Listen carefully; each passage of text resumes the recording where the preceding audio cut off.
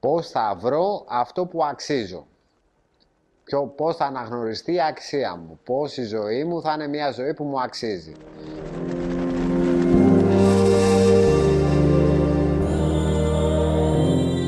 Το έχουμε ακούσει, το έχουμε σκεφτεί, προβληματιζόμαστε, παλεύουμε γι' αυτό. Ας δούμε λίγο μαζί πώς μπορούμε να το προσεγγίσουμε.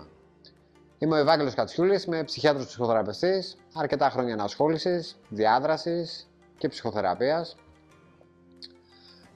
Ας δούμε λίγο το θέμα της αξίας και πώς κάποιος καταλήγει, φτάνει σε κάποιο σημείο να μπορεί να πει, να μπορεί να νιώσει ότι η ζωή του πλέον του αξίζει, η θέση του στη ζωή του αξίζει.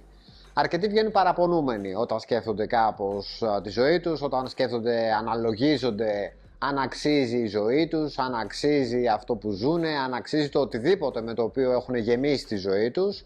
Υπάρχει ένας προβληματισμός για την αξία. Ας ορίσουμε πρώτα την αξία. Τι είναι η αξία? Τι θα έχει αξία για κάποιον άνθρωπο? Αξία ίσως δεν έχουν μόνο οι επιτυχίες μας, δεν έχουν μόνο τα σκαλοπάτια που ανεβαίνουμε στη ζωή. Δεν έχουν τα παράσημα που μαζεύουμε, τα προσόντα που μπορεί κάποιος να έχει αναγνωρίσει για τον εαυτό του, να έχουν αναγνωρίσει οι άλλοι για τον ίδιο. Αξία ίσως δεν έχουν υλικά αγαθά μόνο, ή με οικονομικά μεγέθη, με κοινωνικές παραμέτρους. Αξία δεν έχει αν θες και τίποτα εξωτερικό από μόνο του. Η αξία βασικά είναι μια διαδικασία που είναι μια αίσθηση που εμείς αποδίδουμε στο οτιδήποτε. Είναι τι αξία εμείς αναγνωρίζουμε ότι έχει το οτιδήποτε. Μπορούμε να επιλέξουμε το οτιδήποτε να έχει αξία για μας ή επίσης να επιλέξουμε το αντίστοιχο ίδιο να μην έχει καμία αξία για μας. Και φυσικά μπορούμε να διαλέξουμε και οποιαδήποτε ενδιάμεση θέση. Έτσι. Δεν είναι μόνο άσπρο μαύρο, δεν είναι ότι κάτι έχει αξία ή δεν έχει αξία. Μπορεί να έχει όποια αξία θέλουμε εμείς να έχει το οτιδήποτε στη ζωή μας.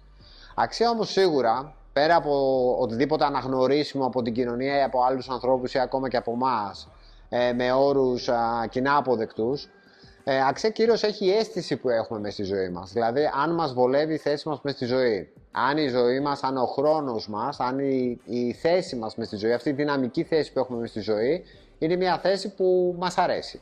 Είναι μια θέση που μας βολεύει και είναι μια θέση που μας ικανοποιεί. Μένω στις βασικές έννοιες της βολικότητας, αν θες, και της ασφάλειας που κάποιος έχει, του αισθήματος ασφάλειας που κάποιος έχει μέσα στη ζωή του, γιατί από εκεί ξεκινάμε.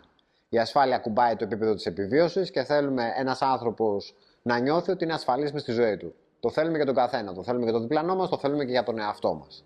Ξεκινάμε πάντα από εκεί. Θέλουμε η θέση μας να είναι ικανοποιητική. Θέλουμε με αυτά που διεκδικούμε, έτσι όπως κάνουμε διαχείριση, να διεκδικούμε, να πλησιάζουμε, αν θες, μέχρι και να καταφέρνουμε και σε ενεργό χρόνο, συνέχεια αν μπορούμε να καταφέρουμε, να έχουμε αυτά που χρειαζόμαστε για την ικανοποίησή μας. Τότε μπορούμε να πούμε ότι η θέση μας στη ζωή αξίζει.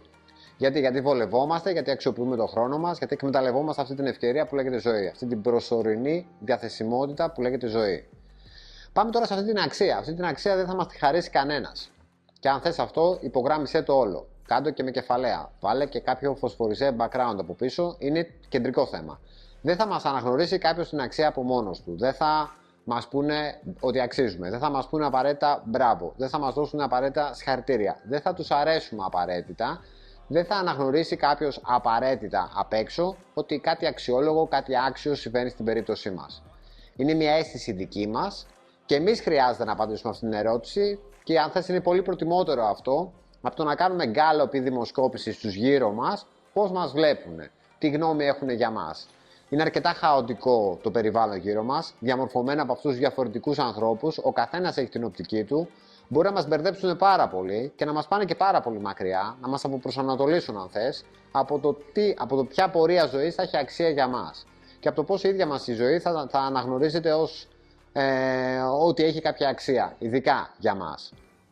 Το ότι για κάποιος άλλος αναγνωρίζει ότι κάτι συμβαίνει στη ζωή μας και του αρέσει, είναι αξιόλογο, δεν σημαίνει, αντιλαμβάνεσαι, απαραίτητα ότι και εμείς θα δίναμε την ίδια απάντηση για το ίδιο θέμα. Γι' αυτό και αποπροσανατολίζει πάρα πολύ αυτή η δημοσκόπηση, αυτές οι γνώμες των άλλων ανθρώπων, από τις οποίες θέλουμε να πάρουμε αποστάσεις όταν προσπαθούμε να τα βρούμε με τον εαυτό μας. Και όταν μιλάμε για την αξία που θέλουμε να διεκδικήσουμε, ουσιαστικά με τον εαυτό μας προσπαθούμε να τα βρούμε. Ακουμπάει, αν θες, χαϊδεύει και παιδεία της αυτογνωσίας, της αυτοεκτίμησης και της αυτοπεποίθησης. Όταν κάνουμε μια συζήτηση για το πόσο αξίζει η ζωή μας και πώς θα κάνουμε τη ζωή μας τέτοια που να μας αξίζει, ή να νιώθουμε ότι αξίζει τέλος πάντων ο χρόνος μας. Όλα αυτά τα παιδιά στα οποία τον επενδύουμε. Πάμε τώρα θα δώσουμε ένα σχηματικό παράδειγμα τώρα για να καταλάβουμε λίγο το τι θα πει αξία και πώς θα τη διεκδικήσουμε και πώς ουσιαστικά διαμορφώνεται αυτή η αίσθηση μέσα από επιλογές που εμείς θα κάνουμε, μέσα από τη δική μας διαχείριση. Σκέψου τώρα ότι κάποιος διαθέτει κάποια διαμάντια. Για όποιο λόγο διαθέτει κάποια διαμάντια. Και θέλει να τα πουλήσει, θέλει να ανταλλάξει τα διαμάντια για κάποιο οικονομικό αντίτιμο. Σκέψου τώρα αυτός ο άνθρωπος να πάει σε ένα μέρος που δεν είναι διαμορφωμένο για τα διαμάντια που διαθέτει και να προσπαθεί να τα πουλήσει. Εγώ θα πω ένα παράδειγμα, σκέψου να πάει σε μια λαϊκή αγορά και να πουλάει διαμάντια. Όπως μάλλον καταλαβαίνεις, δεν θα πιάσει την τιμή που έχει υπόψη του, δεν θα αναγνωριστεί η αξία αυτού που έχει γιατί είναι λάθος το μέρος. Βρίσκεται σε ένα μέρος που δεν είναι διαμορφωμένο, δεν είναι με τέτοιο τρόπο διαμορφωμένο που να μπορεί να υποδεχτεί, να φιλοξενήσει και να τον βοηθήσει αυτόν τον άνθρωπο να διεκδικήσει αυτό που θέλει, αυτό που νιώθει ότι αξίζει. Είναι ένα λάθος περιβάλλον. Έχει μεγάλη σημασία το περιβάλλον που εμείς επιλέγουμε, μέσα στο οποίο εμείς να λειτουργήσουμε, δεδομένου του στόχου μας να διεκδικήσουμε την αξία που θέλουμε. Για τον εαυτό μας, για τη ζωή μας, για το οτιδήποτε. Σκέψου όμως ότι για το περιβάλλον μέσα στο οποίο εντασσόμαστε έχουμε κάποια ευθύνη. Έχουμε την ευθύνη της επιλογής μας. Εμείς επιλέγουμε το περιβάλλον. Δεν μας χαρίζεται, ούτε διαμορφώνεται έτσι που εντός του οποίου να μπορούμε σίγουρα να ανθίσουμε ή να ευδοκιμήσουμε. Εμείς επιλέγουμε πού βρισκόμαστε, εμείς επιλέγουμε με τι θα ασχοληθούμε, εμείς επιλέγουμε αν θες και πώς παρουσιάζουμε τον εαυτό μας, πώς διεκδικούμε την ικανοποίηση των στόχων μας. Θα πω και ένα ακόμα σχηματικό παράδειγμα, πάλι επεξεργαζόμενο στο θέμα της αξίας, έτσι πιο πολύ για να το καταλάβουμε. Σκέψου ότι έχουμε ένα μπουκάλι νερό. Ένα μπουκάλι νερό φιαλωμένο μέσα σε ένα πλαστικό, αυτό που μπορεί να βρει κάποιος οπουδήποτε. Και όταν λέμε για οπουδήποτε, μπορεί κάποιος έτσι πάρα πολύ απλά να πάει σε ένα μαγαζί ψηλικών της γειτονιάς του ή οπουδήποτε αλλού και να αγοράσει ένα τέτοιο μπουκάλι με ένα γνωστό κοινό αντίτιμο. Και αυτό έχει μια συγκεκριμένη αξία. Ένα συγκεκριμένο μπουκάλι νερό, με το συγκεκριμένο νερό, το συγκεκριμένο πλαστικό περίβλημα, μπορούμε να το βρούμε σε μια αναμενόμενη τιμή. Σκέψτε τώρα το ίδιο μπουκάλι νερό, κάποιος να πάει να το διεκδικήσει σε ένα εστιατόριο πολυτελείας. Η τιμή του αυτόματα έχει αυξηθεί. Το οποίο τι σημαίνει? Το μπουκάλι νερό είναι το ίδιο. Απλά το περιβάλλον στο οποίο βρίσκομαι, εντός του οποίου το διεκδικώ, αναγνωρίζει ένα υψηλότερο αντίτιμο για το ίδιο ακριβώς μπουκάλι νερό, με το ίδιο νερό και το ίδιο περίβλημα. Ας το κάνουμε και λίγο ένα βήμα παρακάτω. Σκέψου ότι αυτό το μπουκάλι νερό θέλουμε να το αγοράσουμε σε πολύ ειδικές συνθήκες μέσα σε ένα αεροδρόμιο Φερρυπίν, που είναι γνωστά τα αεροδρόμια για κάποια ίσως πιο αυξημένα αντίτιμα που ζητάνε για ακριβώς τα ίδια που μπορούμε να βρούμε κάπου αλλού. Σκέψου τώρα το ίδιο μπουκάλι νερό μπορούμε να το πληρώσουμε και πάρα πολύ ακριβά, ενώ είναι ακριβώς το ίδιο μπουκάλι νερό, απλά είναι τελείως διαφορετικό το περιβάλλον. Και γιατί αναφέρω τώρα αυτό το παράδειγμα? Γιατί έχει μεγάλη σημασία πού θα διεκδικήσουμε, υπό ποιες συνθήκες, πώς εμείς θα επιλέξουμε, το πώς θα λειτουργήσουμε, το πού θα λειτουργήσουμε και το τι είναι κατάλληλο για μας προκειμένου να διεκδικήσουμε την αξία μας. Η οποία είπαμε, δεν θα χαριστεί από κανέναν, δεν θα αναγνωριστεί απαραίτητα από κανέναν. Αν κάποιος εντοπίσει κάτι που σε εμάς είναι αξιόλογο, μπορούμε πάντα να το λάβουμε αυτό υπόψη, είναι μια πληροφόρηση για μας, για την οπτική του. Μας δίνει και αρκετές πληροφορίες για το ποιος είναι ο άνθρωπος απέναντι, που πέφτει το μάτι του, πώς αξιολογεί ο ίδιος, τι είναι σημαντικό ή τι δεν είναι. Ουσιαστικά κυρίως ενημερωνόμαστε για το ποιον άνθρωπο έχουμε απέναντι, και αυτό δεν συμβαίνει απαραίτητα με έναν άνθρωπο, μπορεί να συμβαίνει και με πολλούς άλλους ανθρώπους γύρω μας, αν θες και με την κοινωνία ολόκληρη. Πού το μάτι της κοινωνίας πέφτει, ποια είναι τα μέσα κοινωνικά πρότυπα, πώς κρίνεται κάτι αξιόλογο από τον κοινωνικό περίγυρο μέσα στον οποίο ανήκω, από τον οποίο περιβάλλομαι. Οπότε, έχουμε όλη αυτή την εξωτερική ανατροφοδότηση που είπαμε ότι μπορεί να είναι αποπροσανατολιστική για μας. Έχουμε αυτό το εσωτερικό ξεκαθάρισμα που θέλουμε να κάνουμε, γιατί το χρειαζόμαστε, γιατί αλλιώς δεν μπορούμε να διεκδικήσουμε κατάλληλες συνθήκες και κατάλληλο περιβάλλον για να διεκδικήσουμε με τους όρους, με τις επιλογές, με όποιους τρόπους ο καθένας επιλέξει την ικανοποίηση των στόχων του, ουσιαστικά την ικανοποίηση των αναγκών του, που αυτό θέλουμε να είναι ο στόχος μας. Το περιβάλλον δεν ρυθμίζεται για να μας βολέψει, δεν προσανατολίζεται ως προς το πώς εμείς θα βολευτούμε, ούτε πώς εμείς θα καταλήξουμε να αναγνωρίσουμε ότι η ζωή μας έχει κάποια αξία.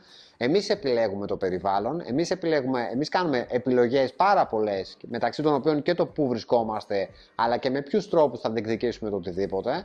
Εμείς, αν θέλεις, ορίζουμε και το τι έχει αξία για μας, Αν απλά μαζεύουμε τις γνώμες των άλλων ανθρώπων, έχουμε μεγάλη πιθανότητα να αποπροσανατολιστούμε και αυτό, αν θες, βγάζει και ένα αίσθημα κενότητας. Μένουμε λίγο άδειοι όταν κάποια στιγμή, για οποιοδήποτε λόγο, κάνουμε κάποιον απολογισμό του πόσο πολύ έχουμε κουραστεί στη ζωή και το τι τελικά κερδίσαμε, τι τελικά μας γύρισε με τόσο κόπο που έχουμε κάνει.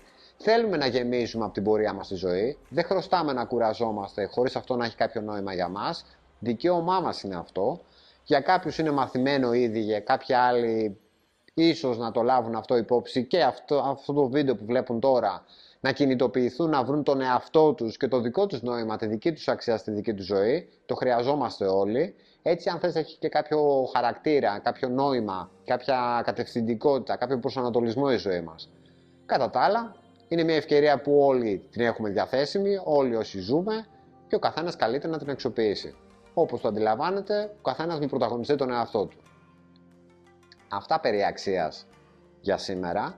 Αν θέλεις, μπορείς να γραφτείς στο κανάλι, θα το εκτιμούσα. Είναι μια πρωτοβουλία αυτή που τρέχει, που παρουσιάζω κάποιες σκέψεις μου, περιμένω τις απαντήσεις σου, περιμένω τα σχόλιά σου, περιμένω αυτή τη διάδραση μεταξύ μας. Αλληλοεμπλουτιζόμαστε σε ιδέες και με σκέψεις που μοιραζόμαστε. Ενδιαφέρον θα είναι αυτό. Μπορείς να μένεις και ενήμερος για τα επόμενα βίντεο που θα βγουν από το κανάλι, με αυτό το καμπανάκι ειδοποιήσεων, αν το επιλέξεις. Μπορείς να δείξεις πόσο πολύ σου άρεσε αυτό το βίντεο. Πιστεύω ότι μάλλον θα σου άρεσε, για να το βλέπεις αυτή τη στιγμή. Και είμαστε σε επικοινωνία. Γεια σας.